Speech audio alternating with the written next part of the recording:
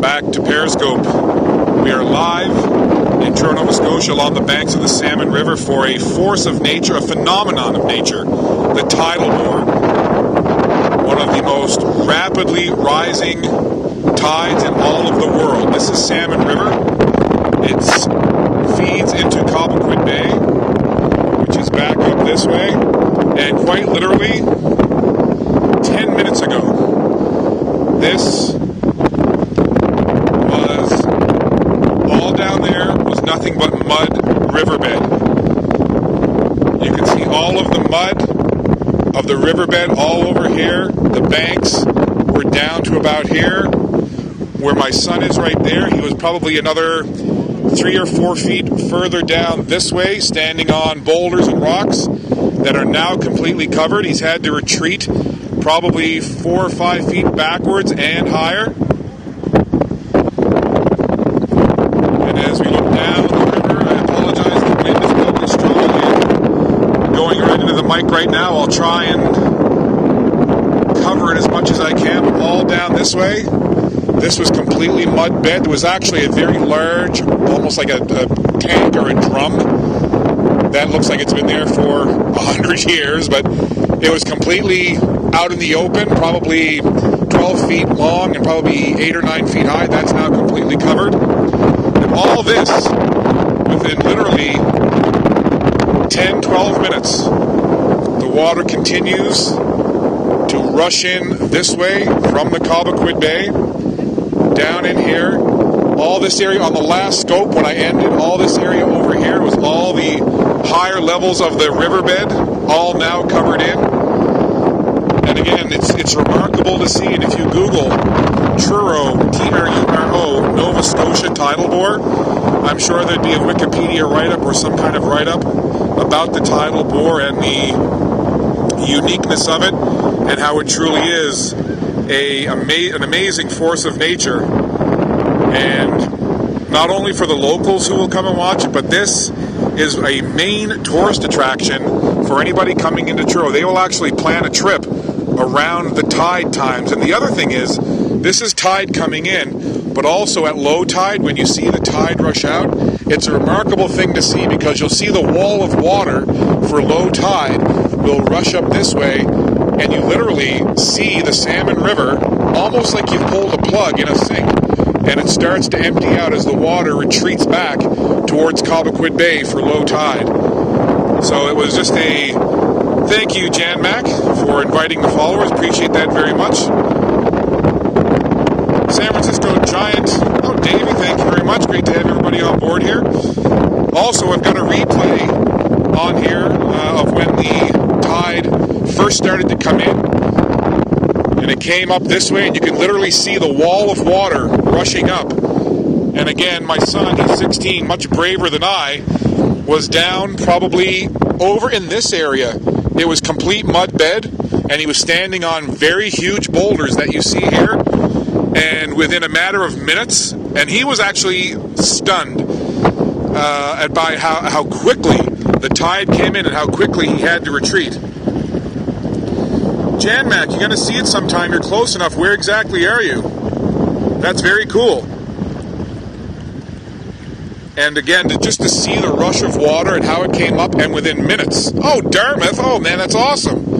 I spent the better part of my life in Halifax, lived in Truro for almost the last 10 years. Honestly, I mean, I live here in Truro, and this is actually the first time that I've ever come and actually been here this close to see it from start to almost finished. And to see that wall of water, to see that rush of water coming down, and try to pan slowly, but to see that, this is all mud bed when it's low tide. Literally, you could walk across. You could walk from here to the other side because it's all mud bed. Little pockets of water, but literally, up this way, you see the white crest of the wall of water rushing this way, and it comes down, and within moments, all of this fills in,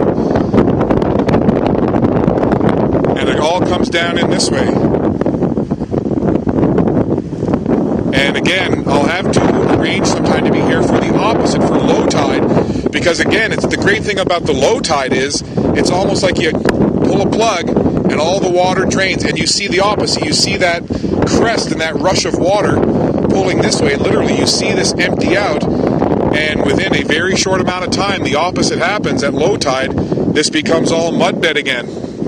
So yeah, Jan Mac, honestly, I mean, I've lived here 10 years, and I've seen the tail end of a high or the tail end of a low, but this is honestly the first time that I've been here for the complete beginning of a tidal bore at the beginning of high tide. And to see how quickly that water rushes and to see how quickly it rises, remarkable. Something that if you're in the area, if you're coming to Truro, you really, really need to come see. It's a mind-blowing force of nature. Spencer, in all of your 16 years, where does this rank in the things of coolness that you've done? Top 20. Hey, if you're 16 and the tidal bore is in top 20 of things you've done when you're 16, that's saying something. That's pretty awesome. Top 10 for forces of nature. Gosh, I'd like to know what the other 9 are.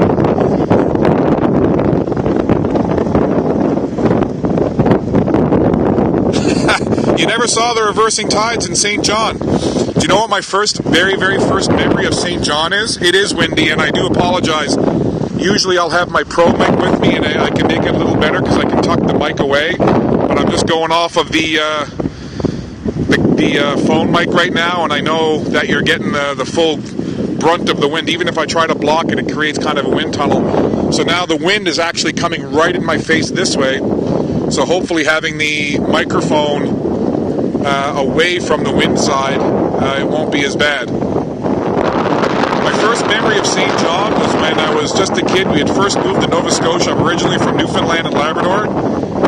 And when I first moved to Nova Scotia, one of the first big trips we had, I was maybe 10 years old. My parents took my sister and I have 5 kids in the family, but my sister Lori and I took us on a trip to Bangor, and we went up through St. John, and we went on the bridge to watch the reversing fall or the reversing tides. And I remember I said, "Dad, I've got to get back in the car. It stinks."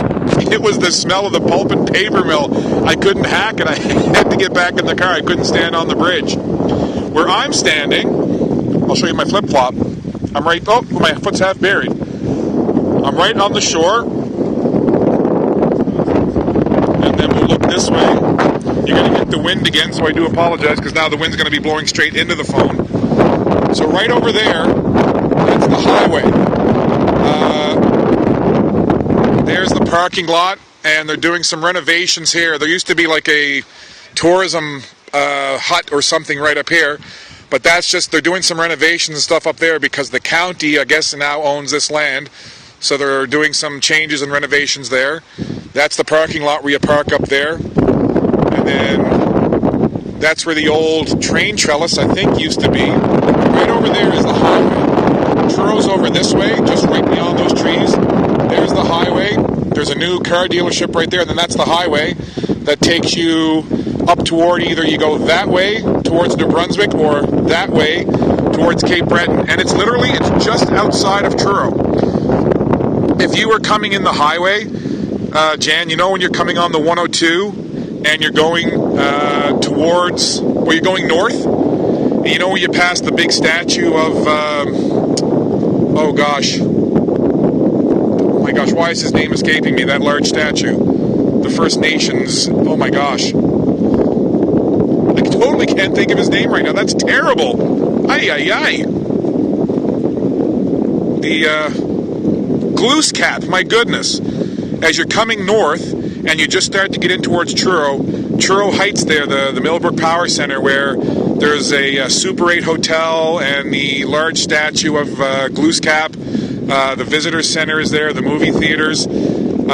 Just beyond that, there's, I think it's exit 14. It might be 13A, yeah, it could be. But it's the exit that takes you down right on to what would be known as the main street through Truro, where the Irving gas station is. There's a giant tiger there now, and it's where all the fast food places and stuff are. Well, when you come and take that exit, and I think it might be 13A, when you take that exit, instead of turning right, oh, exit 14, okay. I live here and I'm not even sure of the exits. I just drive around. So you take that exit, and instead of taking a right in towards Truro, they've kind of built like a little mini roundabout there now. You just kind of go around the roundabout, go to the left, and it's literally maybe 200 yards. And then you turn in towards, there's a little tiny side road that goes down by just past the overpass for the highway. It quite literally, if you came down exit 14 and you were at that Irving gas station, which is right at the end of the exit, if you turn left by that Irving, it might take you 90 seconds to get here. Quite literally, I could throw a baseball and almost hit that exit ramp. And it was quite something to see. Because we saw all these people. My son and I just came here because he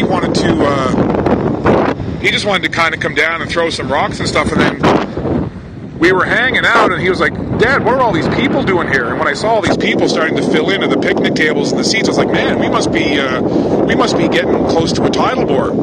So I went and I checked the tide times, and sure enough, 6:10 was the tidal bore. You know what?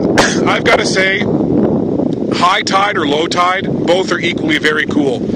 Because when it's at the very bottom part or the very end of low tide, and almost all the water starts coming this way and emptying out of the Salmon River up towards Cobequid Bay, it's still a pretty cool sight to see. But there's something very awe-inspiring about seeing all of this empty and the riverbed, and literally within 15 minutes see it completely fill in. It's really something to see. So I'd almost, well, you know what, I'm arguing with myself. That's the Gemini in me, right? I'm finding reasons to like both. I would say, depending on when you're here and what the schedule is, whatever the tide schedule is that best works with your travel plans or whatever, I would say you'd be equally amazed to see either or. It's very, very cool. I appreciate everybody watching this. I certainly appreciate the hearts. Please follow me on Periscope as well. You can follow me on Twitter and on Meerkat, another streaming app that I use, all under @FirmTV. My name's Scott Squires. Nice to have you on board. You know what? I have never been to the Hope Rail Rocks, but I would love to. I think that would be another really, really cool thing. Because I know if I took my son walking by the Hope Rail Rocks at low tide, when you can hang around, and then show it to him when it fills in, he'd be amazed as well. Hey, Dan Mac, thank you so much. Appreciate you hanging out. Appreciate the hearts. Have a great, great night in Dartmouth. And if you're ever heading up Truro way, get a hold of me on Twitter @FirmTV. Come and do a live stream with you. Why not? All right, I'm going to wind this one up. It's been great bringing you this live Periscope via Firm TV from a force of nature. It's the tidal bore just outside Truro, Nova Scotia. Again, follow me on Periscope, on Twitter, on Meerkat, all @FirmTV. And thanks again, Hildar13. Thank you very much. Appreciate it. And we'll see you all again soon on Periscope. Bye for now.